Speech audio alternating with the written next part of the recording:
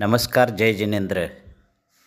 आज आपण एक खूप सुंदर धार्मिक ठिकाण भगवान धर्मनाथ 15वे तीर्थंकर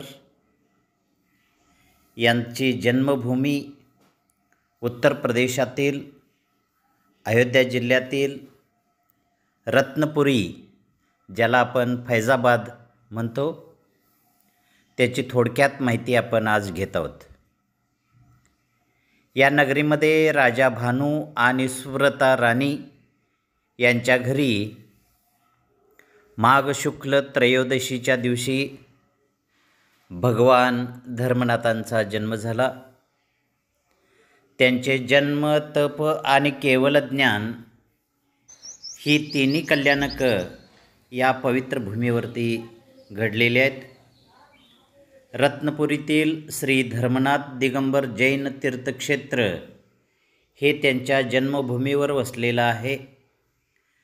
तेथे एक प्राचीन शिखरबद्ध स्तूप आहे।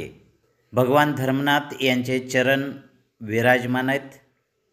महासती मनोरमा यांनी येथेच आपल्या दर्शन प्रतिमा पूर्ण केल्या होत्या।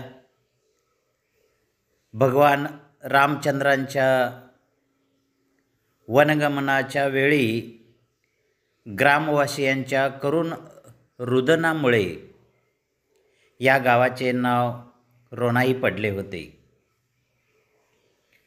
तीर्थक्षेत्रात भक्तांच्या निवासासाठी